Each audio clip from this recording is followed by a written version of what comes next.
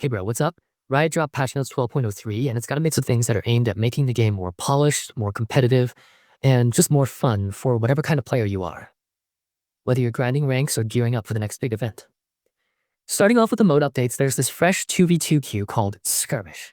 That's right, a straight up limited time mode where it's literally gunplay only.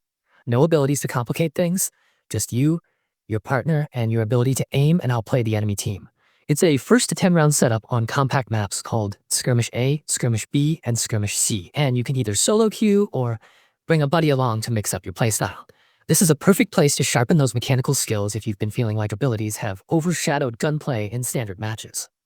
Then there's All Random One Site, which we've already seen a bit of chaos from before, but the devs took a pass on stages and loadouts to give you a little more agency in how you weaponize your rounds. What that means is weapons have been added to a few stages and some of the more niche options have been buffed, so you actually feel like you can make real decisions even in a mode where everything is random and you're fighting over just one bomb site per round. Agent updates are always a big part of these patches, and this time it's Gekko who sees some targeted changes. The feedback from the community since earlier patches was that Gekko felt like he had less punch compared to other initiators, especially because his ability reclaim windows didn't really allow for as much flexibility.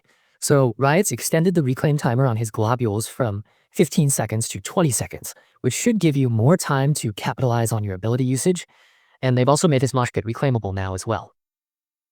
These changes aren't massive numbers by any stretch, but they're meant to unify how his kit works and give you a bit more power overall when you're trying to use his abilities to control space or turn around. There's also some new voice lines added for Viper, including interactions with Omen and Vice, so you'll hear a bit more personality from her when you're in-game. It's one of those small but cool touches for players who appreciate the world and character flavor in Valorant. On the general updates front, there's a few nice quality of life improvements that might seem subtle, but actually help with gameplay feel and clarity. Audio occlusion, which determines how sounds are heard when doors open, close, or are destroyed on maps, has been updated so that it reacts more accurately in those scenarios. That may seem small, but for competitive players who rely on sound cues to make decisions, it's a welcome improvement. Also, when you're watching replays now, you get a setting that lets you skip spectating dead players, which is great for when you want to fast forward through a play without wasting time watching someone who's out of the round. Competitive play also sees an important update, specifically in the APAC region. If your account is flagged for sharing or your rank Ascendant or higher, Riot now requires you to enable Riot Mobile multi-factor authentication before you can queue for competitive matches. This is similar to what we already saw rolled out in other regions, and the goal here is to help cut down on Smurf accounts and account sharing that can skew competitive integrity. Other game modes are unaffected by this change, so you can still play unrated or other queues without the extra authentication if that's not your thing yet.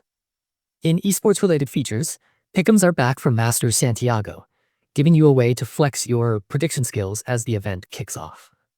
Starting February 19th, you can lock in your predictions for who will advance from the Swiss stage, and if you guess not just the advancing teams but also which team will go undefeated 2-0, you can earn bonus points and exclusive rewards. There's even an exclusive title just for playing, and better rewards the higher you rank among all participants. If you're someone who loves to follow the competitive Valorant tournament circuit and watch pros battle it out, this is a cool way to engage directly with the event action.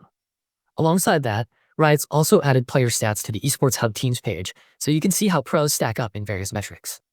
That's a neat tool whether you're analyzing event pools or just curious how your favorites are performing compared to the competition.